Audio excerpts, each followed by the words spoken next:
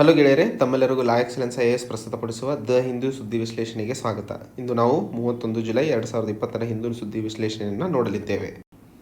ಇಂದಿನ ಮೊದಲನೇ article, supreme court looks to save both animals and crops. So ನಾವು ಹೆಚ್ಚಿನ ಮಾತ್ರದಲ್ಲಿ ಈಗ ಮ್ಯಾನ್ ಆನಿಮಲ್ ಕಾನ್ಫ್ಲಿಕ್ಟ್ ಮಧ್ಯದಲ್ಲಿ ಬಹಳಷ್ಟು ಪ್ರಾಣಿಗಳ ಜೀವವನ್ನು ಕಳ್ಕೊತಾ ಇರೋದನ್ನು ನೋಡ್ತಾ ಇದ್ದೀವಿ. ಸೊ ಆ ನಿಟ್ಟಿನಲ್ಲಿ ಒಂದು ಪೆಟಿಷನನ್ನು ಸುಪ್ರೀಂ ಕೋರ್ಟ್ ಜಡ್ಜ್ ಮಾಡಿರುವಂಥದ್ದನ್ನು ಇಲ್ಲಿ ಮಾತಾಡಲಿದ್ದೇವೆ. ಸೊ ಈ ಪೆಟಿಷನನ್ನು ನೋಡಿಕೊಂಡು ಸುಪ್ರೀಂ ಕೋರ್ಟ್ ನ್ಯಾಯಾಧೀಶರಾದ chief justice of India Sharath A Bobde ಅವರು ಹೇಳ್ತಾ ಇರೋ ಹಾಗೆ, ಈ ಮ್ಯಾನ್ ಅನಿಮಲ್ ಕಾನ್ಫ್ಲಿಕ್ಟನ್ನು ಅರ್ಥ ಮಾಡಿಕೊಂಡು ಅದನ್ನು ಸರಿಯಾಗಿ ಇಂಪ್ಲಿಮೆಂಟೇಷನ್ಗೆ ಅಥವಾ ಪ್ರಾಣಿಗಳನ್ನು ಸಾಯಿಸದೆ ಅವರನ್ನು ಹೆದರಿಸಿ ಅಥವಾ ಬೇರೆ ರಬ್ಬರ್ ಬುಲೆಟ್ಸ್ನ ಅಥವಾ ಯಾವುದೋ ಎಕ್ಸ್ಪ್ಲೋಸಿವ್ಸ್ ಯೂಸ್ ಮಾಡಬೇಕಾದ್ರೆ ಅವು ಅವರ ಜೀವಕ್ಕೆ ಹಾನಿ ಆಗದಂತೆ ಉಪಯೋಗಿಸುವ ನಿಟ್ಟಿನಲ್ಲಿ ನೋಡುವ ಅವಶ್ಯಕತೆ ಇದೆ ಅನ್ನೋದನ್ನು ಈ ಆರ್ಟಿಕಲ್ನಲ್ಲಿ ಹೇಳ್ತಾ ಇರುವಂಥದ್ದು.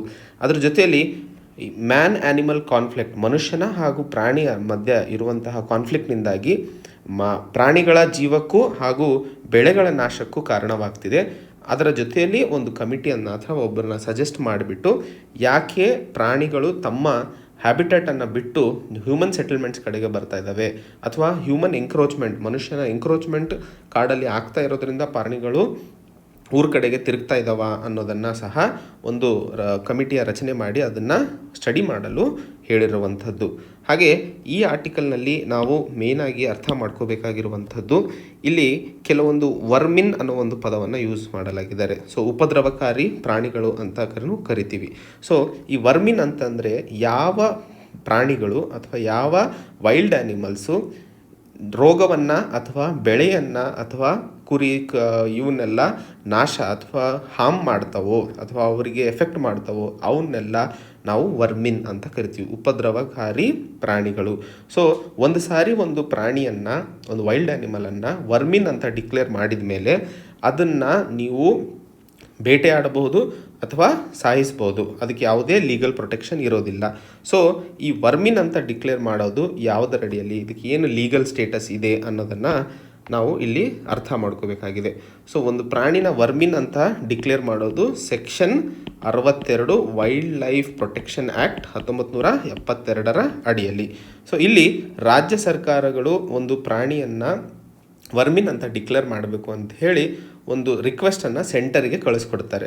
ಅಲ್ಲಿ ವರ್ಮಿನ್ ಅಂತ ಡಿಕ್ಲೇರ್ ಆದಮೇಲೆ ಸೆಲೆಕ್ಟಿವ್ ಸ್ಲಾಟರ್ ಅಂದರೆ ಅದು ಏನಾದರೂ ನಾಶ ಅಥವಾ ಹಾನಿ ಮಾಡ್ತಾ ಇದ್ದಾಗ ಅದಕ್ಕೆ ಕೊಂದಿದ್ದಲ್ಲಿ ಅದಕ್ಕೆ ಯಾವುದೇ ತಪ್ಪು ಅಂತ ಹೇಳಿ ಪರಿಗಣನೆ ಮಾಡೋದಿಲ್ಲ.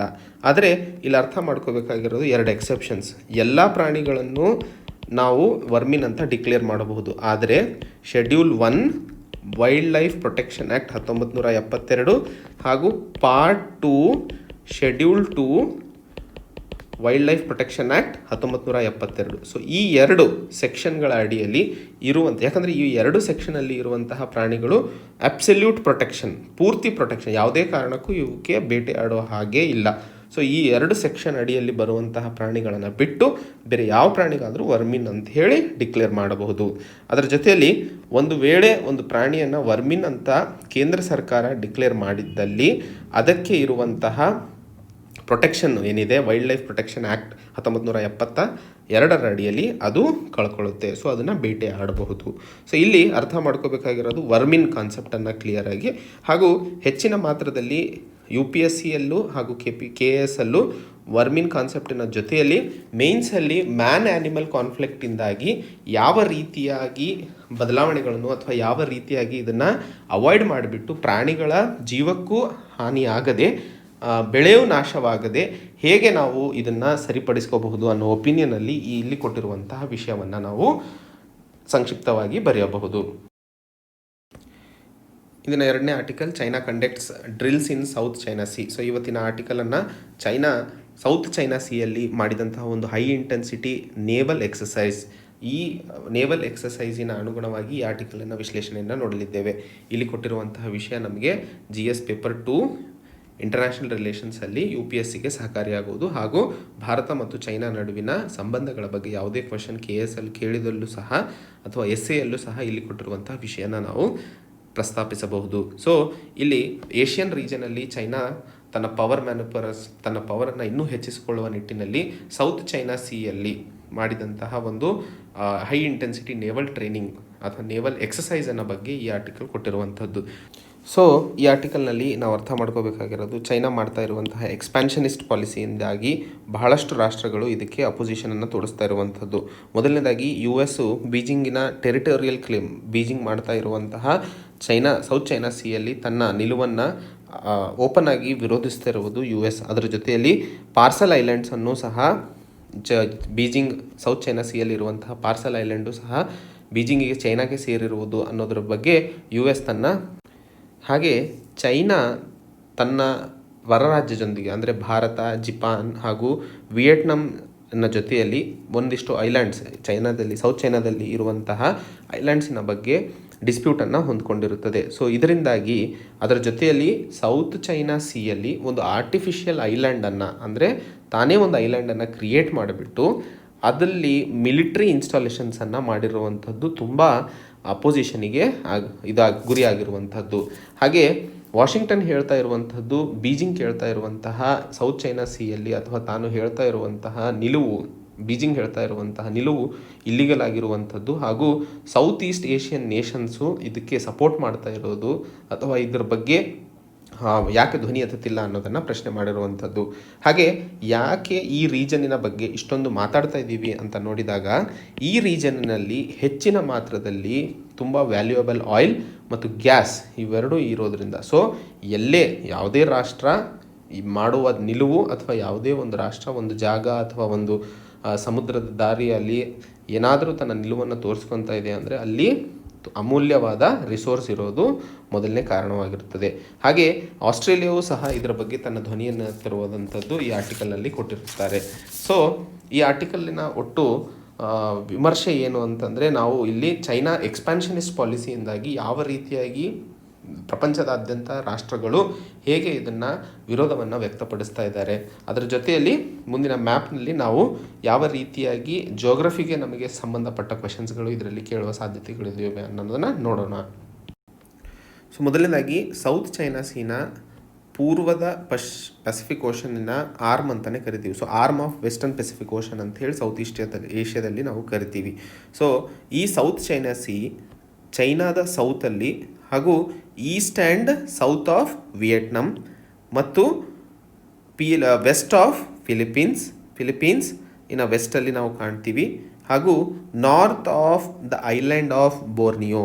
So north of island of ಬೋರ್ನಿಯೋದಲ್ಲಿ ನಾವು ಈ ಸೌತ್ ಚೈನಾ ಸಿ, ಸೊ ಇಲ್ಲಿ ಮಾರ್ಕ್ ಮಾಡಿರುವಂತಹದ್ದು, ಸೊ ಇದ್ರದ್ದು ಲೊಕೇಶನನ್ನು ಕೇಳಿದಾಗ ನಾವು ಅದನ್ನು ಹೇಳಬಹುದು. ಮೊದಲನೇದಾಗಿ ಸೌತ್ ಆಫ್ ಚೈನಾ ಹಾಗೂ east of Vietnam, west of Philippines, south of Borneo island. So ಈ ರೀಜನನ್ನು ನಾವು ಸೌತ್ ಚೈನಾ ಸಿ ಅಂತ ಕರಿತೀವಿ. ಸೊ ಇದಕ್ಕೆ ಬಾರ್ಡರಿಂಗ್ ಸ್ಟೇಟ್ಸ್ ಆ್ಯಂಡ್ ಟೆರಿಟರೀಸ್ ಯಾವುವು ಅಂತ ನೋಡಿದಾಗ, ಮೊದಲನೇದಾಗಿ ಪೀಪಲ್ಸ್ ರಿಪಬ್ಲಿಕ್ ಆಫ್ ಚೈನಾ ಹಾಗೂ ತೈವಾನ್ ಮತ್ತು ವಿಯೆಟ್ನಾಂ, ಫಿಲಿಪೀನ್ಸ್, ಮಲೇಷಿಯಾ, ಇಲ್ಲಿ ಇರುವಂಥದ್ದು ಬ್ರೂನೈ, ಇಂಡೋನೇಷಿಯಾ ಹಾಗೂ ಇರುವಂಥದ್ದು ಸಿಂಗಪೂರ್ ಮತ್ತು ವಿಯೆಟ್ನಾಂ.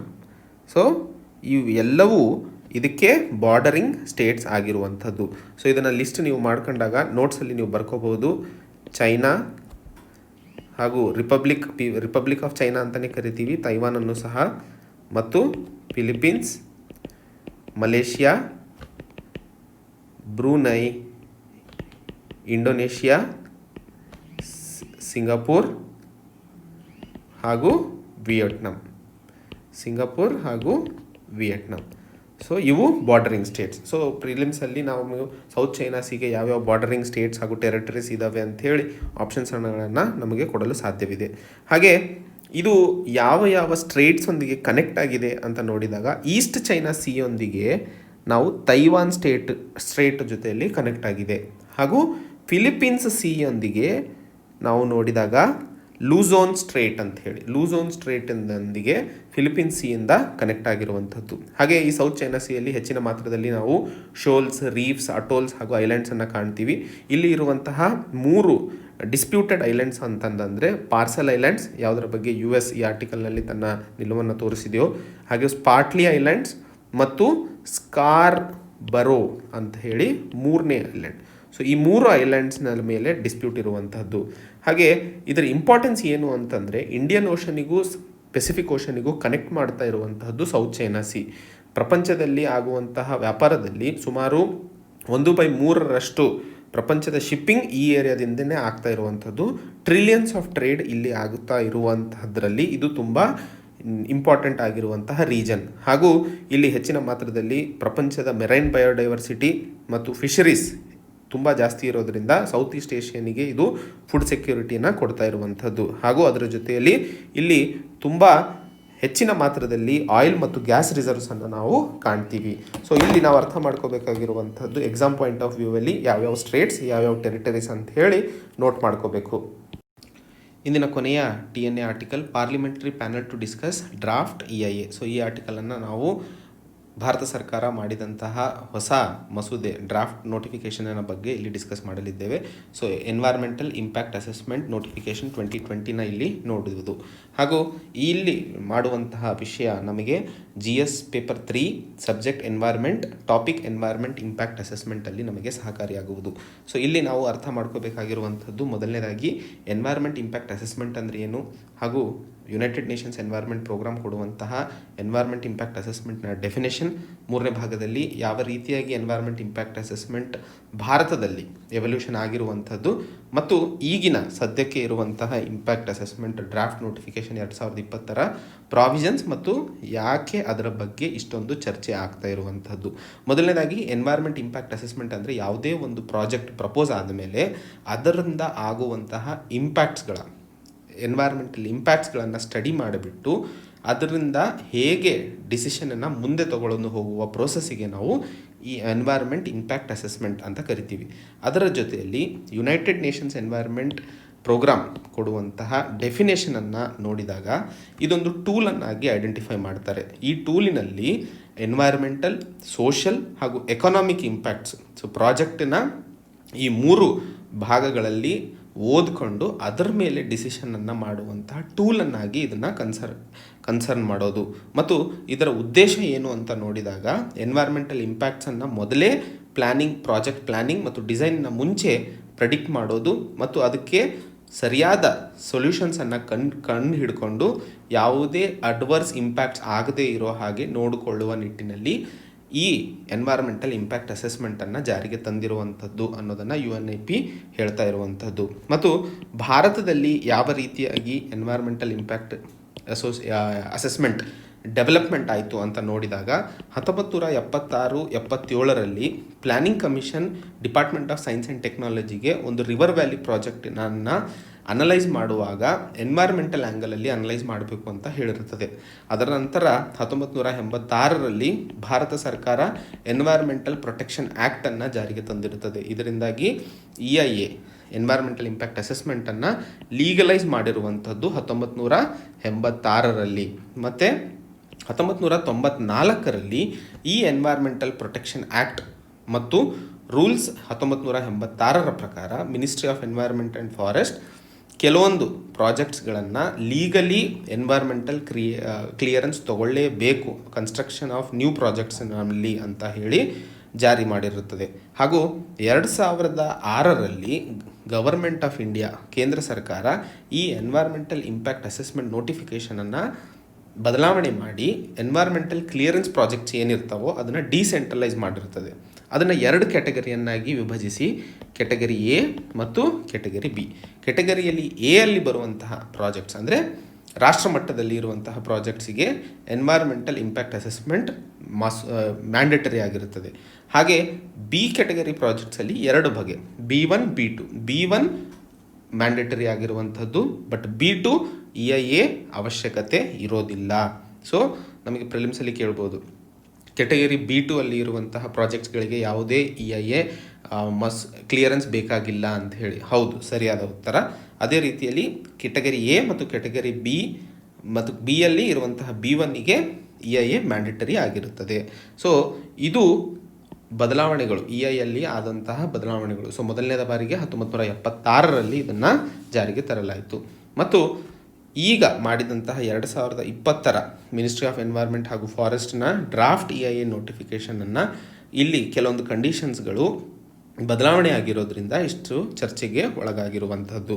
ಹಾಗೂ ಎನ್ವೈರ್ಮೆಂಟಲ್ ಇಂಪ್ಯಾಕ್ಟ್ಸ್ ಅಸೆಸ್ಮೆಂಟ್ನ ಏನೇನು ಕಾಂಪೊನೆಂಟ್ಸ್, ಯಾವ್ಯಾವ ಸ್ಟೆಪ್ಸ್ಗಳು ಇರ್ತವೆ ಅಂತ ನೋಡಿದಾಗ ಮೊದಲನೇದು ಸ್ಕ್ರೀನಿಂಗ್, ಎರಡನೇದು ಸ್ಕೂಪಿಂಗ್, ಮೂರನೇದು assessment and reevaluation of impacts, ನಾಲ್ಕನೇದು ರಿಪೋರ್ಟಿಂಗ್ ದ EIS ಸ್ಟೇಟ್ಮೆಂಟ್, ಐದನೇದು ರಿವ್ಯೂ ದ EIS, ಆರನೇದು ಡಿಸಿಷನ್ ಮೇಕಿಂಗ್, ಏಳನೇದು monitoring compliance enforcement and environmental auditing. ಸ್ಕ್ರೀನಿಂಗಲ್ಲಿ ಏನು ಪ್ರಾಜೆಕ್ಟ್ ಇದೆ, ಯಾವ ರೀತಿಯಾಗಿ ಅದಕ್ಕೆ ಫುಲ್ ಕಂಪ್ಲೀಟ್ EIA ಬೇಕಾ ಅಥವಾ ಪಾರ್ಷಿಯಲ್ ಬೇಕಾ ಅಂತ ಡಿಸೈಡ್ ಮಾಡುವಂಥದ್ದು. ಎರಡನೇದು ಅದನ್ನು ಡಿಸೈಡ್ ಮಾಡಿದ ಮೇಲೆ ಯಾವ ಯಾವ ಕಂಡೀಷನ್ಸ್ಗಳಲ್ಲಿ ಒಂದಿಷ್ಟು ಬದಲಾವಣೆಗಳು ಮಾಡಿದ್ದಲ್ಲಿ ಎನ್ವೈರ್ಮೆಂಟಿಗೆ ಅನುಕೂಲವಾಗುವುದು ಅನ್ನೋದನ್ನು ಸ್ಕೋಪಿಂಗಲ್ಲಿ ಡಿಸೈಡ್ ಮಾಡುವುದು. ಅಸೆಸ್ಮೆಂಟ್ ಆ್ಯಂಡ್ ಎವಲ್ಯೂಷನ್ ಮೂರನೇ ಹಂತದಲ್ಲಿ ಈ ಎನ್ವೈರ್ಮೆಂಟಲ್ ಇಂಪ್ಯಾಕ್ಟ್ಸ್ಗಳು ಯಾವ ರೀತಿಯಾಗಿ ಕೊಟ್ಟಿರುವಂತಹ ಪ್ರಾಜೆಕ್ಟ್ನಲ್ಲಿ ಬದಲಾವಣೆಗಳು ಮಾಡುವ ಡಿಟೇಲ್ಡ್ ಎಲಾಬರೇಷನನ್ನು ಮತ್ತು ಆಲ್ಟರ್ನೇಟಿವ್ಸನ್ನು ಕೊಡಲಾಗುವುದು. ನಾಲ್ಕನೇದರಲ್ಲಿ ಒಂದು ರಿಪೋರ್ಟನ್ನು ರೆಡಿ ಮಾಡುವುದು. ಐದನೇದರಲ್ಲಿ ಈ ರಿಪೋರ್ಟನ್ನು ಆಧರಿಸಿ ಹೇಗೆ ರಿವ್ಯೂ ಮಾಡಿ ಅದಕ್ಕೆ ಅನುಗುಣವಾಗಿ ಆರನೇ ಹಂತದಲ್ಲಿ ಡಿಸಿಷನ್ನ ತಗೊಳ್ಳಲಾಗುವುದು. ಏಳನೇ ಹಂತದಲ್ಲಿ ಅದರದ ಇಂಪ್ಲಿಮೆಂಟೇಷನ್ ಯಾವ ಮಟ್ಟಕ್ಕೆ ಆಗ್ತಾ ಇದೆ ಅನ್ನೋದನ್ನು ನೋಡ್ತಾ ಇರುವಂಥದ್ದು. ಸೊ ಈ 7 ಸ್ಟೇಜಸ್ಗಳನ್ನು ಯಾವುದೇ ಪ್ರಾಜೆಕ್ಟ್ ದಾಟಿ ಹೋಗೋದಕ್ಕೆ ತುಂಬ ಸಮಯ ಅಥವಾ ಹೊಸ ಇಂಡಸ್ಟ್ರೀಸ್ಗಳು ಭಾರತಕ್ಕೆ ಬರೋದರಲ್ಲಿ ಅಥವಾ ಹೊಸ ಇಂಡಸ್ಟ್ರೀಸ್ಗಳು ಬೆಳಿಬೇಕು ಅಂತಂದರೆ ಇದು ತುಂಬ ಹರ್ಡಲ್ ಅಂತ ಹೇಳಿ ಈಗ ಕೇಂದ್ರ ಸರ್ಕಾರ ಒಂದು ಹೊಸ ನೋಟಿಫಿಕೇಷನ್ನ ತಂದಿರುವಂಥದ್ದು. ಸೊ ಇದರಿಂದಾಗಿ ಎನ್ವೈರ್ಮೆಂಟಲ್ ಇಂಪ್ಯಾಕ್ಟ್ ಅಸೆಸ್ಮೆಂಟ್ 2006 ಹಾಗೂ ಎನ್ವೈರ್ಮೆಂಟ್ ಪ್ರೊಟೆಕ್ಷನ್ ರೂಲ್ಸ್ 1986ರ ರೂಲ್ಸ್ಗಳಲ್ಲಿ ಬದಲಾವಣೆಗಳನ್ನು ತರುವ ನಿಟ್ಟಿನಲ್ಲಿ ಈ ಕಾರ್ಯಕ್ರಮವನ್ನು ಮುಂತೊಗೊಳ್ಳಿ ಹೋಗ್ತಾ ಇದ್ದಾರೆ. ಸೊ ಇಲ್ಲಿ ಪ್ರಾಜೆಕ್ಟ್ ಕೆಟಗರೈಸೇಷನ್ ಮಾಡಿರುವಂಥದ್ದು. ಮೊದಲನೇದು ಸ್ಟ್ರಾಟಜಿಕ್ ಪ್ರಾಜೆಕ್ಟ್ಸ್. ಸೊ ಈ ಸ್ಟ್ರಾಟಜಿಕ್ ಪ್ರಾಜೆಕ್ಟ್ಸಿಗೆ ಯಾವುದೇ ಈ ಪ್ರಾಜೆಕ್ಟ್ಸ್ಗಳ ಇನ್ಫಾರ್ಮೇಷನ್ ಪಬ್ಲಿಕ್ಕಿಗೆ ಅಥವಾ ಪಬ್ಲಿಕ್ ಡೊಮೈನಲ್ಲಿ ಇಡೋ ಹಾಗಿಲ್ಲ. ಹಾಗೂ ಎರಡನೇದು ಒಂದಿಷ್ಟು ಪ್ರಾಜೆಕ್ಟ್ಗಳನ್ನು ಅಂದರೆ ಯಾವುದೇ ಒಂದು ಹೊಸ ಕನ್ಸ್ಟ್ರಕ್ಷನ್ ಪ್ರಾಜೆಕ್ಟು ಏನಾದರೂ 1,50,000 ಸ್ಕ್ವೇರ್ ಮೀಟರ್ಸ್ವರೆಗೆ ಇರುವಂತಹದ್ದು, ಇದಕ್ಕೆ ಡೀಟೇಲ್ಡ್ ಸ್ಕ್ರೂಟಿನಿ ಬೇಕಾಗುವ ಅವಶ್ಯಕತೆ ಇಲ್ಲ. ಅದರ ಜೊತೆಯಲ್ಲಿ ಇದನ್ನು EIA ಸ್ಟಡೀಸ್ಗೋಸ್ಕರ ಅಥವಾ ಎನ್ವೈರ್ಮೆಂಟಲ್ ಇಂಪ್ಯಾಕ್ಟ್ ಅಸೆಸ್ಮೆಂಟ್ ಸ್ಟಡಿಗೋಸ್ಕರ ಪಬ್ಲಿಕ್ ಕನ್ಸಲ್ಟೇಷನಿಗೆ ಇಡುವ ಅವಶ್ಯಕತೆ ಇಲ್ಲ ಅನ್ನೋ ಪ್ರಾವಿಷನನ್ನು ಇಲ್ಲಿ ಮಾಡಲಾಗಿದೆ. ಹಾಗೆ ಅದರ ಜೊತೆಯಲ್ಲಿ ಕೆಲವೊಂದು ಪ್ರಾಜೆಕ್ಟ್ಸಿಗೆ ಎಲ್ಲಿ ಕನ್ಸಲ್ಟೇಷನ್ ಬೇಕಾಗಿದೆಯೋ ಅಲ್ಲಿ ಕನ್ಸಲ್ಟೇಷನ್ ಪೀರಿಯಡನ್ನು ಮೊದಲಿಗೆ ಇದ್ದಿದ್ದು 40 ದಿವಸ, ಅದನ್ನು 45 ದಿವಸ ಅದನ್ನು ಇಳಿಸಿ 40 ದಿವಸ ಮಾಡಲಾಗಿದೆ. ಹಾಗೂ ಅವು ರೆಸ್ಪಾನ್ಸಸ್ಸು, ಈಗ ಪಬ್ಲಿಕ್ ಕನ್ಸಲ್ಟೇಷನ್ ಅಂದರೆ ಪಬ್ಲಿಕ್ ರಿಪೋರ್ಟನ್ನು ಓದ್ಕೊಂಡು ಅದಕ್ಕೆ ರಿವ್ಯೂವನ್ನು ಕೊಡಬೇಕು. ಸೊ ಆ ರಿವ್ಯೂ ಪೀರಿಯಡನ್ನು ಸಹ 30 ದಿವಸದಿಂದ ಇಳಿಸಿ 20 ದಿವಸಕ್ಕೆ ಇಳಿಸಿರುವಂಥದ್ದು. ಕೆಲವೊಂದು ಪ್ರಾಜೆಕ್ಟ್ಸ್ಗಳನ್ನು ಪಬ್ಲಿಕ್ ಕನ್ಸಲ್ಟೇಷನ್ನ ತೆಗೆದೇ ಹಾಕಿದ್ದಾರೆ. ಸೊ ಈ 3 ಪ್ರಾವಿಷನ್ಸ್ಗಳ ಬಗ್ಗೆ ಅಂದರೆ ಪಬ್ಲಿಕ್ ಕನ್ಸಲ್ಟೇಷನ್ ಪೀರಿಯಡನ್ನು 45 ದಿವಸದಿಂದ 40ಕ್ಕೆ ಇಳಿಸಿರೋದು, ರೆಸ್ಪಾನ್ಸಸ್ ಕೊಡೋಕ್ಕೆ 30ರಿಂದ 20ಕ್ಕೆ ಇಳಿಸಿರೋದು, ಮತ್ತು ಕೆಲವೊಂದು ಪ್ರಾಜೆಕ್ಟ್ಸ್ಗಳನ್ನು ಪಬ್ಲಿಕ್ ಕನ್ಸಲ್ಟೇಷನ್ನ ತೆಗೆದಾಕಿರೋದರ ಬಗ್ಗೆ ಬಹಳಷ್ಟು ವಿರೋಧಗಳು ವ್ಯಕ್ತವಾಗ್ತಾ ಇರುವಂಥದ್ದನ್ನು ನಾವು ನೋಡ್ತಾ ಇದ್ದೀವಿ. ಅದರ ಜೊತೆಯಲ್ಲಿ ಏನೇನು ಇನ್ನೊಂದು ಯಾವ ರೀತಿಯಾಗಿ ಡ್ರಾಫ್ಟ್ ಅಥವಾ ಎನ್ವೈರ್ಮೆಂಟಲ್ ವೈಲೇಷನ್ಸ್ ಆಗಿದ್ದಲ್ಲಿ project proponents, government authority, appraisal committee, regulatory authority ಮಾತ್ರ ಆ ವಿಷಯಗಳ ಬಗ್ಗೆ ಅಥವಾ ಅಲ್ಲಿ ಕೊಟ್ಟಿರುವಂತಹ ವಿಷನ್ಸ್ಗಳ ಬಗ್ಗೆ ಚರ್ಚೆ ಮಾಡುವ ಪ್ರಾವಧಾನ ಇರುತ್ತದೆ ಅನ್ನೋದನ್ನು ಸಹ ಒಂದಿಷ್ಟು ವಿರೋಧವನ್ನು ನಾವು ನೋಡ್ತಾ ಇದ್ದೀವಿ. ಸೊ ಇಲ್ಲಿ ಒಟ್ಟು ನಾವು ಅರ್ಥ ಮಾಡ್ಕೋಬೇಕಾಗಿರುವಂಥದ್ದು ಇಲ್ಲಿ ಯಾವ್ಯಾವ ಪ್ರಾವಿಷನ್ಸ್ಗಳು ಏನಾಗಿದ್ದಾವೆ. ಮೊದಲನೇದಾಗಿ ಪ್ರಾಜೆಕ್ಟ್ ಕ್ಲಿಯರೆನ್ಸ್ ಬೇಗ ಆದಾಗ ಇಂಡಸ್ಟ್ರಿಗಳ ಡೆವಲಪ್ಮೆಂಟ್, ಎಂಪ್ಲಾಯ್ಮೆಂಟ್, ಎಕಾನಮಿ ಇವೆಲ್ಲ ಇಂಟರ್ ರಿಲೇಟೆಡ್. ಆದರೂ ಸಹ ಇವೆಲ್ಲವನ್ನು ಒಂದು ಕಡೆ ಇಟ್ಟಾಗ ಎನ್ವೈರ್ಮೆಂಟು ಸಹ ಅಷ್ಟೇ ಮುಖ್ಯವಾಗಿರುತ್ತದೆ ಅನ್ನೋದನ್ನು ಈ ಆರ್ಟಿಕಲ್ನಲ್ಲಿ ಹೇಳ್ತಾ ಇರುವಂಥದ್ದು. ಸೊ ಅದರ ನಿಟ್ಟಿನಲ್ಲಿ ಇಲ್ಲಿ ಕೊಟ್ಟಿರುವಂತಹ ಪ್ರಾವಿಷನ್ಸ್ಗಳನ್ನು ಒಂದು ಹೌಸ್ ಪ್ಯಾನಲ್ ಅಂದರೆ ಕಮಿಟಿ ಅದನ್ನು ಸ್ಟಡಿ ಮಾಡಿಬಿಟ್ಟು ಮುಂದೆ ಅದನ್ನು ಹೇಗೆ ಮುಂಸಾಗಿಸಬೇಕು ಅಥವಾ ಏನು ಬದಲಾವಣೆಗಳು ಮಾಡುವ ಅವಶ್ಯಕತೆ ಇದೆ ಅನ್ನೋದನ್ನು ಒಂದು ಪ್ಯಾನಲ್ ಮಿನಿಸ್ಟ್ರಿಗೆ ರೆಕಮೆಂಡೇಷನ್ ಕೊಡುವುದು ಅನ್ನೋದು ಈ ಆರ್ಟಿಕಲ್ನಲ್ಲಿ ಡಿಸ್ಕಸ್ ಮಾಡ್ತಾ ಇರುವಂಥದ್ದು. ಇಂದಿನ ಮೊದಲನೇ Deep article an education policy that is sweeping in its vision.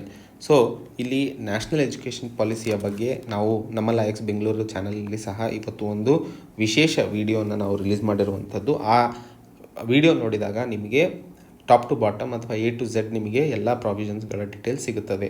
So ಅದರ ಜೊತೆಗೆ ಇಲ್ಲಿ ಕೊಟ್ಟಿರುವಂತಹ ಆರ್ಟಿಕಲಿನ ಅನಾಲಿಸಿಸನ್ನು ನಾವು ಇಲ್ಲಿ ನೋಡಲಿದ್ದೇವೆ.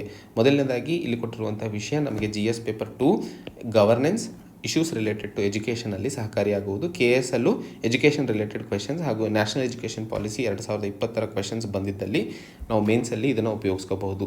ಸೊ ನ್ಯಾಷನಲ್ ಎಜುಕೇಷನ್ ಪಾಲಿಸಿ ಒಂದು ಪ್ರಮುಖವಾದ ಹೆಜ್ಜೆ ಆಗಿದೆ ಭಾರತದ ಎಜುಕೇಷನಲ್ಲಿ, ಅಥವಾ ಎಲ್ಲಿ ನಾವು ಡಿಪ್ರಿವೇಷನಿಂದ ಡೆವಲಪ್ಮೆಂಟ್ ಕಡೆಗೆ ಬದಲಾವಣೆ ಆಗಲು ಇದು ತುಂಬ ಇಂಪಾರ್ಟೆಂಟ್ ಹೆಜ್ಜೆ ಅಂತ ಹೇಳ್ತಾ ಇರುವಂಥದ್ದು. ಮತ್ತು ಈ 21ನೇ ಶತಮಾನದಲ್ಲಿ ಒಂದು ಕಂಟಿನ್ಯೂಸ್ ಹಾಗೂ ಫ್ಲೆಕ್ಸಿಬಲ್ ಮತ್ತು ಆಲ್ಟರ್ನೇಟಿವ್ ಪ್ರಾವಿಷನ್ಸ್ ಲರ್ನಿಂಗಿಗೆ ಹಾಗೂ ಸೆಲ್ಫ್ ಡೆವಲಪ್ಮೆಂಟಿಗೆ ನಮ್ಮನ್ನು ನಾವು ಮುಂದಿನ ಪ್ರಜೆಯನ್ನಾಗಿ ಅಥವಾ ಮುಂದೆ ಒಂದು ಹೊಸ ವ್ಯಕ್ತಿತ್ವವನ್ನು ಬೆಳೆಸ್ಕೊಳ್ಳಲು ಈ ಎಜುಕೇಷನ್ ಪಾಲಿಸಿ ಉಪಯೋಗವಾಗುವುದು ಅನ್ನೋದನ್ನು ಈ ಆರ್ಟಿಕಲ್ನಲ್ಲಿ ಹೇಳ್ತಾ ಇರುವಂಥದ್ದು. ಅದರ ಜೊತೆಯಲ್ಲಿ ಯಾವ ಯಾವ ಚಾಲೆಂಜಸ್ಗಳು ಭಾರತ ಎಜುಕೇಷನ್ ಸೆಕ್ಟರ್ನಲ್ಲಿ ಕಾಣ್ತಾ ಇದೆ ಅಂತ ನೋಡಿದಾಗ ಈ ಚಾಲೆಂಜಸ್ಗಳನ್ನು ಬಗ್ಗೆ ಮಾತಾಡಿದರೆ, ಚಾಲೆಂಜಸ್ ಅಂತ ನೋಡಿದಾಗ ಮೊದಲನೇದು ಲ್ಯಾಕ್ ಆಫ್ ರಿಸೋರ್ಸಸ್ ಮತ್ತು ಕೆಪಾಸಿಟಿ ಬಗ್ಗೆ. ಸೊ ಎಲ್ಲಿ ಟೀಚರ್ ಮತ್ತು ಸ್ಟೂಡೆಂಟ್ಸ್ಗಳ ರೇಷಿಯೋ ಮತ್ತು ಕೆಪಾಸಿಟಿ ಮತ್ತು ಅದನ್ನು ಹ್ಯಾಂಡಲ್ ಮಾಡುವ ಕೆಪಾಸಿಟಿಯಲ್ಲೂ ಸಹ ನಾವು ಹಿಂದುಳ್ಕೋತಾ ಇದ್ದೀವಿ. ಮತ್ತು ಭಾರತದಲ್ಲಿ ಹೆಚ್ಚಿನ ಮಾತ್ರದಲ್ಲಿ ಹೆಚ್ಚು ಮದರ್ ಟಂಗ್ಸ್ ಇರೋದರಿಂದ ಲಿಂಕ್ ಲ್ಯಾಂಗ್ವೇಜನ್ನಾಗಿ ಇಂಗ್ಲೀಷನ್ನು ಉಪಯೋಗಿಸಿದರೂ ಸಹ ಹೆಚ್ಚಿನ ಜನರಿಗೆ ಇಂಗ್ಲೀಷಿನ ಬಗ್ಗೆ ಅರಿವು ಇರೋದಿಲ್ಲ. ಮೂರನೇದು ಎಷ್ಟರ ಮಟ್ಟಿಗೆ ನಮ್ಮ ಶಿಕ್ಷಣ ಮತ್ತು ಆ ಶಿಕ್ಷಣದಿಂದ ಹೇಗೆ ವಿದ್ಯಾರ್ಥಿಗಳು ಮತ್ತು ಅವರ ಪ್ರೊಫೆಷ್ನಲಲ್ಲಿ ಆ ಸ್ಕಿಲ್ಸನ್ನು ಉಪಯೋಗಿಸೋದರ ಬಗ್ಗೆ ತುಂಬ ಮಿಸ್ಮ್ಯಾಚ್ ಇರೋದನ್ನು ಸಹ ನಾವು ನೋಡ್ತಾ ಇದ್ದೀವಿ. ಸೊ ಮಿಸ್ಮ್ಯಾಚ್ ಅನ್ನೋದು ಮೂರನೇ ಪ್ರಾಬ್ಲಮ್ ಆಗಿರುತ್ತದೆ. ಮತ್ತು 4ನೇ ಹಂತದಲ್ಲಿ ಪ್ರೈಮರಿ ಶಾಲೆಗಳಲ್ಲಿ ಹೆಚ್ಚಿನ ಮಾತ್ರದಲ್ಲಿ ನಾವು ಕಡಿಮೆ ಲಿಟ್ರಸಿ ಮತ್ತು ಔಟ್ಕಮನ್ನು ಕಾಣ್ತಾ ಇರುವಂತಹದ್ದು ಪ್ರೈಮರಿ ಶಾಲೆಗಳಲ್ಲಿ. ಹಾಗೂ 5ನೇ ಹಂತದಲ್ಲಿ ಡ್ರಾಪ್ಔಟ್ ಲೆವೆಲ್, ಪ್ರೈಮರಿ ಶಾಲೆಯಲ್ಲಿ ಇರುವಂತಹ ವಿದ್ಯಾರ್ಥಿಗಳು ಮಿಡಲ್ ಮತ್ತು ಸೆಕೆಂಡರಿ ಎಜುಕೇಷನಿಗೆ ಮುಂದೆ ಹೋಗ್ತಾ ಇರುವಂಥದ್ದು. ಸೊ 5ನೇದು ಡ್ರಾಪ್ಔಟ್ ರೇಷಿಯೋ ತುಂಬ ಜಾಸ್ತಿ ಇರುವಂಥದ್ದು ಒಂದು ಸಮಸ್ಯೆ. 6ನೇದು ಹೈಯರ್ ಎಜುಕೇಷನ್ ಸಿಸ್ಟಮಲ್ಲಿ ವಿದ್ಯಾರ್ಥಿಗಳಿಗೆ ಬೇಕಾಗಿರುವಂತಹ ಮಲ್ಟಿ ಡಿಸಿಪ್ಲಿನರಿ ಪ್ರೋಗ್ರಾಮ್ಸ್ಗಳನ್ನು ಕೊಡುವುದರಲ್ಲಿ ನಾವು ಫೇಲ್ಯೂರ್ ಆಗುವಂಥದ್ದು ಹೈಯರ್ ಎಜುಕೇಷನಲ್ಲಿ. ಸೊ ಮುಂದೆ ಮಾತಾಡ್ತಾ ಇದ್ವಿ ಹೈಯರ್ ಎಜುಕೇಷನಲ್ಲಿ ಯಾವ ಯಾವ ಬದಲಾವಣೆಗಳನ್ನು ಸರ್ಕಾರ ತಂದಿದೆ. ಸೊ ಹೈಯರ್ ಎಜುಕೇಷನ್ ರ್ಯಾಂಕಿಂಗ್ ಆಗಿರಬಹುದು. ಸೊ ಆ ರ್ಯಾಂಕಿಂಗ್ನಲ್ಲಿ ಹೇಗೆ ಕಾಂಪಿಟಿಷನನ್ನು ಬೆಳೆಸಿ ಹುಡುಗರಿಗೆ ಸ್ಕಿಲ್ಸ್ ಮತ್ತು ಬೇರೆ ಪ್ರೋಗ್ರಾಮ್ಸ್ ಮಲ್ಟಿ ಡಿಸಿಪ್ಲಿನರಿ ಅಪ್ರೋಚಿಗೆ ಒಳಪಡಿಸಲು ಹೇಗೆ ಸರ್ಕಾರ ತಮ್ಮ ಕ್ರಮಗಳನ್ನು ತಗೊಳ್ತಾ ಇದೆ ಅನ್ನೋ ನಿಟ್ಟಿನಲ್ಲಿ ಈ ಸ್ಕೀಮಿನಲ್ಲೂ ಸಹ ಈ ಒಂದು ಡ್ರಾಬ್ಯಾಕನ್ನು ತೆಗೆದುಹಾಕಲು ಸರ್ಕಾರ ಪ್ರಯತ್ನಿಸುತ್ತಿದೆ. ಹಾಗೆ ಈ ಪ್ರಾಬ್ಲಮನ್ನು ಸಾಲ್ವ್ ಮಾಡಲು ನ್ಯಾಷನಲ್ ಎಜುಕೇಷನ್ ಪಾಲಿಸಿ 2020 ಏನೇನು ಕ್ರಮಗಳನ್ನು ಅಥವಾ ಅಲ್ಲಿ ಕೊಟ್ಟಿರುವಂತಹ ಪ್ರಾವಿಷನ್ಸ್ ಯಾವ ರೀತಿಯಾಗಿ ಸಹಕಾರಿಯಾಗಲಿದೆ ಅನ್ನೋದನ್ನು ನೋಡಲಿದ್ದೇವೆ. ಸೊ ಮೊದಲನೇದಾಗೂ 5+3+3+4 ಮಾಡೆಲನ್ನು ಶಾಲೆಯಲ್ಲಿ ಇಂಟ್ರೊಡ್ಯೂಸ್ ಮಾಡ್ತಾ ಇರುವಂಥದ್ದು. ಇಲ್ಲಿ ವಿದ್ಯಾರ್ಥಿ ತನ್ನ 3ನೇ ವಯಸ್ಸಿನಿಂದಲೇ ಪ್ರೈಮಸಿಗೋಸ್ಕರ ಅಂದರೆ 3ರಿಂದ 8 ವರ್ಷದವರೆಗೆ ಮಗುವಿನ ಭವಿಷ್ಯವನ್ನು ರೂಪಿಸುವ ನಿಟ್ಟಿನಲ್ಲಿ ಈ 5 ಇಯರ್ಸ್ ತುಂಬ ಇಂಪಾರ್ಟೆಂಟ್ ಆಗಿದೆ ಅನ್ನೋದನ್ನು ಹೇಳಲಾಗುತ್ತಿದೆ. ಹಾಗೂ ಇಲ್ಲಿ ಮಕ್ಕಳು ಓದುವಂತಹ ತನ್ನ ಮಾತೃಭಾಷೆಯಲ್ಲಿ ಓದುವಂತಹ ಇಂಪಾರ್ಟೆನ್ಸನ್ನು ಅಟ್ಲೀಸ್ಟ್ 5ನೇ ತರಗತಿವರೆಗೆ ಅದಕ್ಕೆ ಕೊಡಬೇಕು, ಲ್ಯಾಂಗ್ವೇಜನ್ನು ಪ್ರಮೋಟ್ ಮಾಡಬೇಕು. ಅದರ ಜೊತೆಯಲ್ಲಿ ವೊಕೇಶ್ನಲ್ ಕೋರ್ಸಸನ್ನು ಇಂಟರ್ನ್ಶಿಪ್ ಹೈಸ್ಕೂಲ್ ಲೆವೆಲಲ್ಲೇ ವೊಕೇಶ್ನಲ್ಲು ಮತ್ತು ಇಂಟರ್ನ್ಶಿಪ್ ಎರಡನ್ನೂ ಇಂಟಿಗ್ರೇಟ್ ಮಾಡುವ ನಿಟ್ಟಿನಲ್ಲಿ ಒಂದು ಕ್ರಮವನ್ನು ಕೈಗೊಳ್ಳಲಾಗಿದೆ. So vocational courses. ಹಾಗೆ 4ನೇ ಹಂತದಲ್ಲಿ 100% ಎನ್ರೋಲ್ಮೆಂಟ್ ರೇಷಿಯೋನ 2030ರಷ್ಟೊತ್ತಿಗೆ ಅಚೀವ್ ಮಾಡುವ ಟಾರ್ಗೆಟನ್ನು ಸಹ ಈ ಪಾಲಿಸಿಯಲ್ಲಿ ಇಟ್ಕೊಂಡಿದ್ದಾರೆ. ಅದ್ರ ಜೊತೆಯಲ್ಲಿ ಮಲ್ಟಿ ಡಿಸಿಪ್ಲಿನರಿ, ನಾನು ಹೇಳಿದ ಹಾಗೆ ಹೈಯರ್ ಎಜುಕೇಷನಲ್ಲಿ ಬೇಕಾದಂತಹ ಮಲ್ಟಿ ಡಿಸಿಪ್ಲಿನರಿ ಪ್ರೋಗ್ರಾಮ್ಸ್ಗಳ ಬಗ್ಗೆಯೂ ಇಲ್ಲಿ ಒತ್ತಡವನ್ನು ಕೊಡಲಾಗಿದೆ.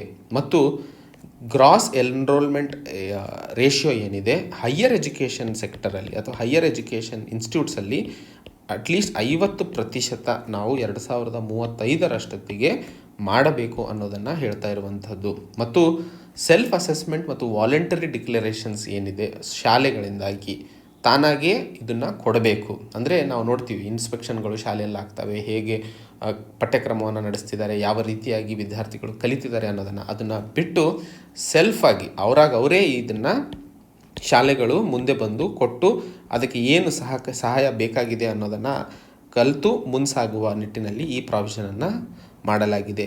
ಮತ್ತು ಒಟ್ಟಾರೆ ಈ ಆರ್ಟಿಕಲ್ನಲ್ಲಿ ನಾವು ಭಾರತದಲ್ಲಿ ಇಂಡಿಯನ್ ಲ್ಯಾಂಗ್ವೇಜಸ್ ಅಂದರೆ ಪ್ರಾಚೀನ ಇಂಡಿಯನ್ ಲ್ಯಾಂಗ್ವೇಜಸ್ಸು ಮತ್ತು ಇಂಡಿಕ್ ನಾಲೆಜ್ ಸಿಸ್ಟಮನ್ನು ಎಲ್ಲಿ ನಾವು ನೆಗ್ಲೆಕ್ಟ್ ಮಾಡಿದ್ದೀವೋ ಅವನ್ನು ಮತ್ತೆ ಬೆಳಕಿಗೆ ತಂದು ಅದಕ್ಕೆ ಸರಿಯಾದ ನಿಟ್ಟಿನಲ್ಲಿ ಮುಂಸಾಗಿಸುವ ನಿಟ್ಟಿನಲ್ಲಿ ಕೆಲಸ ಮಾಡುವ ಅವಶ್ಯಕತೆ ಇದೆ ಅನ್ನೋದನ್ನು ಸಹ ಈ NEP-ನಲ್ಲಿ ನ್ಯಾಷನಲ್ ಎಜುಕೇಷನ್ ಪಾಲಿಸಿಯಲ್ಲಿ ಒತ್ತಡವನ್ನು ಕೊಡಲಾಗಿದೆ. ಸೊ ಒಟ್ಟಾರೆ ಇಲ್ಲಿ ಅರ್ಥ ಮಾಡ್ಕೋಬೇಕಾಗಿರುವಂಥದ್ದು ಯಾವ ಚಾಲೆಂಜಸ್ಗಳನ್ನು ಭಾರತ ಶಿಕ್ಷಣ ಕ್ಷೇತ್ರದಲ್ಲಿ ಎದುರಾಗ್ತಿದೆಯೋ ಅವಕ್ಕೆ ಸೊಲ್ಯೂಷನನ್ನಾಗಿ ನ್ಯಾಷನಲ್ ಎಜುಕೇಷನ್ ಪಾಲಿಸಿ ಸರಿಯಾಗಿ ಹೊರಬಂದಿದೆ ಅನ್ನೋದನ್ನು ಇಲ್ಲಿ ಲೇಖಕರು ಹೇಳ್ತಾ ಇರುವಂಥದ್ದು. ಮತ್ತು ಈ ಆರ್ಟಿಕಲ್ ಅಥವಾ ಈ ಎಜುಕೇಷನ್ ಪಾಲಿಸಿನ ನಾವು ಪ್ರಾಕ್ಟಿಕಲಿ ಮಾಡಲು ಸಾಧ್ಯವಿದೆಯಾ ಅನ್ನೋದು ಮೂರನೇ ಪ್ರಶ್ನೆ ಕೇಳಿದಾಗ ಈಗ ಇರುವಂತಹ ಆರ್ಥಿಕ ಹಿಂಜರಿತ ಮತ್ತು ರಿಸೋರ್ಸಸ್ಗಳು ಕಲೆಕ್ಷನ್ ಮಾಡುವುದು ಅಥವಾ ರಿಸೋರ್ಸಸ್ಗಳನ್ನು ಒಗ್ಗೂಡಿಸೋದು ತುಂಬ ಕಷ್ಟಕರವಾಗಿರಲಿದೆ.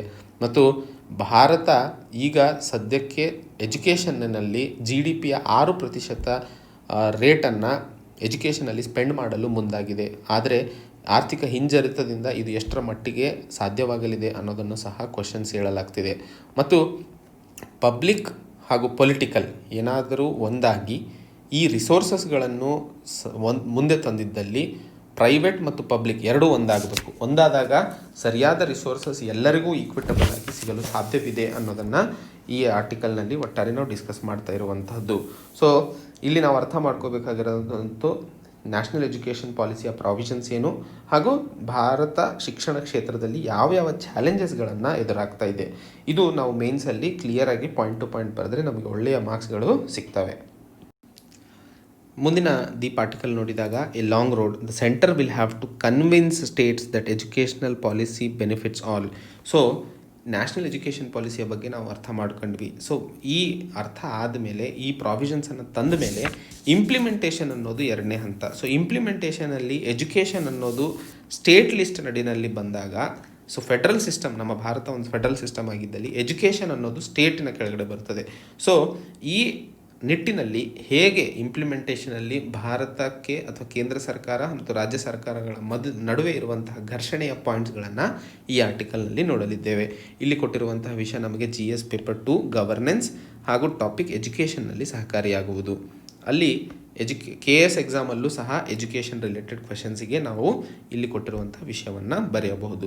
ಸೊ ನಾ ಹೇಳಿದ ಹಾಗೆ ಭಾರತ ಒಂದು ಫೆಡ್ರಲ್ ಸಿಸ್ಟಮ್ ಆಗಿರೋದ್ರಿಂದ ಎಜುಕೇಷನಲ್ ರಿಫಾರ್ಮ್ಸ್ ಯಾವುದೇ ಬರಲಿ, ಈ ಎಜುಕೇಷನಲ್ ರಿಫಾರ್ಮ್ಸ್ ಬಂದಾಗ ಕೇಂದ್ರ ಸರ್ಕಾರ ರಾಜ್ಯ ಸರ್ಕಾರಗಳ ಸಪೋರ್ಟ್ ಬೇಕಾಗಿರ್ತದೆ. ಈ ಓನ್ನಸ್ ಅಥವಾ ಈ ಕನ್ಸೆಸನ್ನು ಎಲ್ಲ ರಾಜ್ಯಗಳು ಒಟ್ಟಾಗಿ ಒಂದು ಪ್ಲ್ಯಾಟ್ಫಾರ್ಮಲ್ಲಿ ಬರೋ ಕಾರ್ಯವನ್ನು ಕೇಂದ್ರ ಸರ್ಕಾರ ಮಾಡಬೇಕಾಗಿರುತ್ತದೆ. ಮತ್ತು ಈಗ ಇರುವಂತಹ ನ್ಯಾಷನಲ್ ಎಜುಕೇಷನ್ ಪಾಲಿಸಿ 2020ರಲ್ಲಿ ಇರುವಂತಹ ಯಾವ ಪ್ರಾವಿಷನ್ಸ್ಗಳ ಮೇಲೆ ರಾಜ್ಯ ಮತ್ತು ಕೇಂದ್ರ ಸರ್ಕಾರಗಳ ಮಧ್ಯೆ ಒಂದಿಷ್ಟು ಘರ್ಷಣೆಗಳನ್ನು ಕಾಣಲಿದ್ದೇವೆ ಅಂತ ನೋಡಿದಾಗ, ಮೊದಲನೇದಾಗಿ ಬ್ರೇಕ್ಫಾಸ್ಟ್, ತಿಂಡಿಯನ್ನು ಎನರ್ಜೆಟಿಕ್ ಆಗಿ ಅಥವಾ ಎನರ್ಜಿ ಇರುವಂತಹ ತಿಂಡಿ ಮತ್ತು ನ್ಯೂಟ್ರಿಷನ್ ಇರುವಂತಹ ಮಧ್ಯಾಹ್ನದ ಊಟವನ್ನು ಒದಗಿಸಬೇಕು ಅನ್ನೋ ಒಂದು ಪ್ರಾವಿಷನ್ ಮೇಲೆ ಭಾರತ ಸರ್ಕಾರ ಮತ್ತು ರಾಜ್ಯ ಸರ್ಕಾರಗಳ ನಡುವೆ ಆರ್ಥಿಕವಾಗೋ ಅಥವಾ ಬೇರೆ ಕಾರಣಗಳಿಂದಾಗಿ ಘರ್ಷಣೆ ಉಂಟಾಗಲಿದೆ ಅಂತ ಹೇಳ್ತಾ ಇರುವಂಥದ್ದು. ಸೊ ಮೊದಲನೇದು ಬ್ರೇಕ್ಫಾಸ್ಟ್ ಅಥವಾ ಫುಡ್ ಅಂತ ಕನ್ಸಿಡರ್ ಮಾಡ್ಕೋಬೋದು. ಎರಡನೇದು ಒಂದು ಇನ್ಕ್ಲೂಷನ್ ಫಂಡ್ ಅಂತ ಕ್ರಿಯೇಟ್ ಮಾಡಿದ್ದಾರೆ.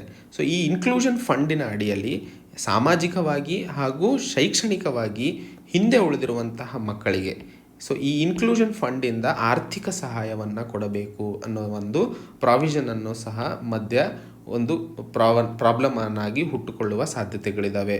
ಮತ್ತು ಯೂನಿವರ್ಸಲೈಸೇಷನ್ ಆಫ್ ಆಕ್ಸೆಸ್, ಶಿಕ್ಷಣ ಎಲ್ಲರ ಹಕ್ಕು ಮತ್ತು ಎಲ್ಲರಿಗೂ ಇದು ಆಕ್ಸೆಸಬಲ್ ಇರಬೇಕು ಅನ್ನೋ ಒಂದು ಪ್ರಾವಿಷನ್ ಮಾಡಿರುವಂಥದ್ದು. ಸೊ ಈ ಯೂನಿವರ್ಸಲೈಸೇಷನ್ ಆಫ್ ಆಕ್ಸೆಸ್ ಶಾಲೆಯಲ್ಲೂ ಮತ್ತು ಹೈಯರ್ ಎಜುಕೇಷನಲ್ಲೂ ಒಂದು ರೈಟನ್ನಾಗಿ ಮಾಡಬೇಕು, ಒಂದು ಹಕ್ಕನ್ನಾಗಿ ಬದಲಾಯಿಸುವ ಒಂದು ಕ್ರಮವಾದ ಬಗ್ಗೆ ಒಂದಿಷ್ಟು ಚರ್ಚೆ ಆಗುವ ಸಾಧ್ಯತೆಗಳಿದ್ದಾವೆ.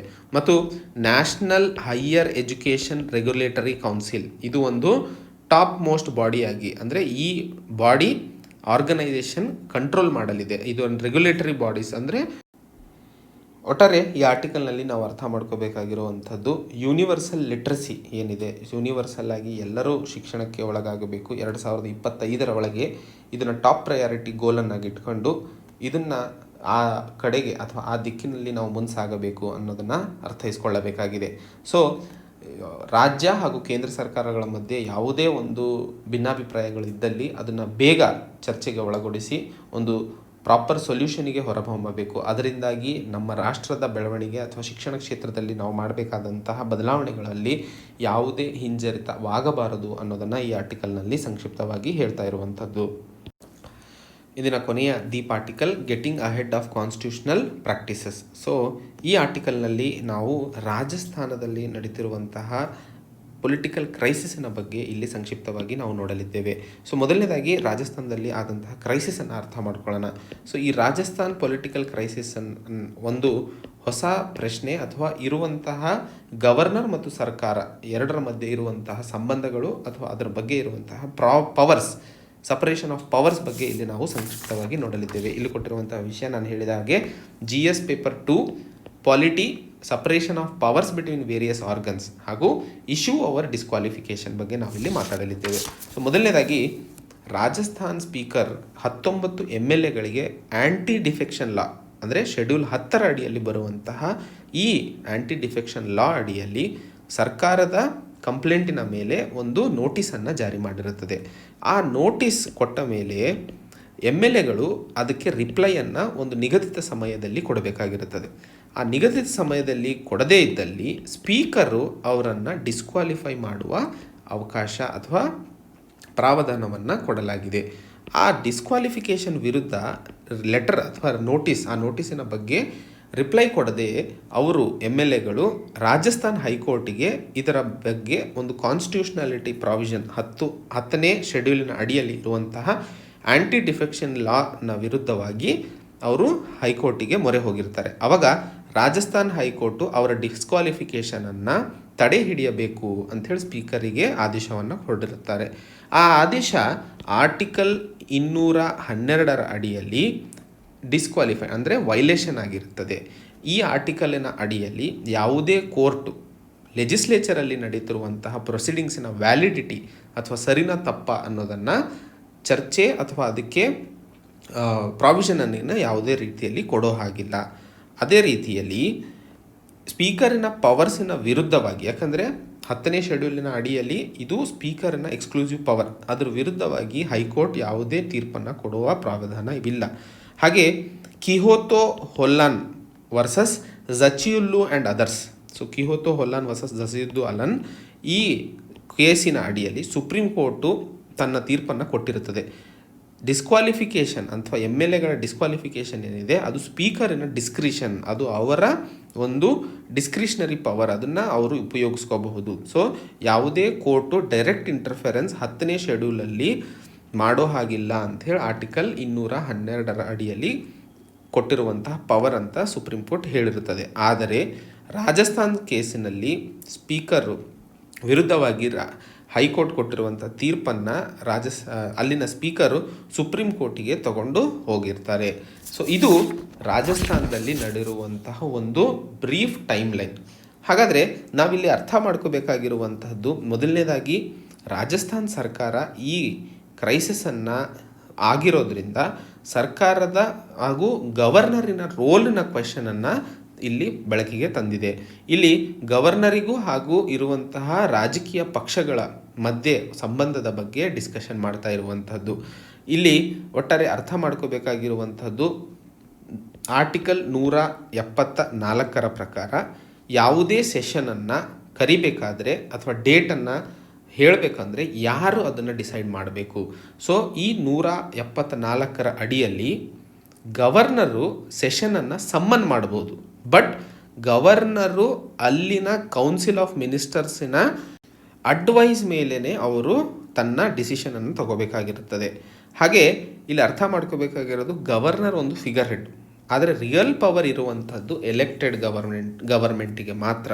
ಸೊ ಪ್ರೊಸೀಜರ್ ಏನಪ್ಪ, ಈ ಹೌಸನ್ನು ಅಥವಾ ಒಂದು ಸೆಷನನ್ನು ಕರಿಬೇಕು ಅಂತಂದಾಗ ಮೊದಲನೇದಾಗಿ ಕ್ಯಾಬಿನೆಟ್ ಅಥವಾ ಚೀಫ್ ಮಿನಿಸ್ಟರ್ ಏನಿರ್ತಾರೋ ಅವರು ಅಸೆಂಬ್ಲಿ ಯಾವಾಗ ಮಾಡಬೇಕು ಅಥವಾ ಈ ನಿಗದಿತ ದಿನಕ್ಕೆ ಅಸೆಂಬ್ಲಿನ ಕರಿಬೇಕು ಅನ್ನೋದನ್ನು ಕ್ಯಾಬಿನೆಟ್ ಅಥವಾ ಚೀಫ್ ಮಿನಿಸ್ಟರ್ ಡಿಸೈಡ್ ಮಾಡ್ತಾರೆ. ಹಾಗೆ ಪಾರ್ಲಿಮೆಂಟಲ್ಲಿ ನೋಡಿದಾಗ ಕ್ಯಾಬಿನೆಟ್ ಅಥವಾ ಪ್ರಧಾನಮಂತ್ರಿಗಳು ಯಾವ ದಿನಕ್ಕೆ ಈ ಡೇಟನ್ನು ನಿಗದಿಪಡಿಸ್ತಾರೆ.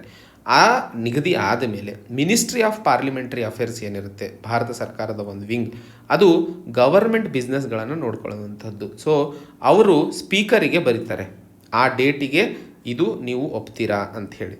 ಆವಾಗ ಸ್ಪೀಕರು ಆ ಡೇಟನ್ನು ಒಪ್ಪಿದ್ದಾಗ ಆ ಫೈಲನ್ನು ಅವರು ಕ್ಯಾಬಿನೆಟ್ಟಿಗೆ ಅಥವಾ ಈ ಡಿಸಿಷನ್ ಆಫ್ ಕ್ಯಾಬಿನೆಟ್ ಏನಿದೆ ಅದು ಸ್ಪೀಕರ್ ಆಫೀಸಿಗೆ ಕಳಿಸ್ಕೊಡ್ತಾರೆ. ಅಂದರೆ ಕೇಂದ್ರ ಸರ್ಕಾರದ ಲೆಕ್ಕದಲ್ಲಿ ಪ್ರೆಸಿಡೆಂಟಿಗೆ ಕಳಿಸ್ಕೊಡುವಂಥದ್ದು, ರಾಜ್ಯ ಸರ್ಕಾರದ ಲೆಕ್ಕದಲ್ಲಿ ಗವರ್ನರ್ ಆಫೀಸಿಗೆ ಕಳಿಸ್ಕೊಡುವಂಥದ್ದು.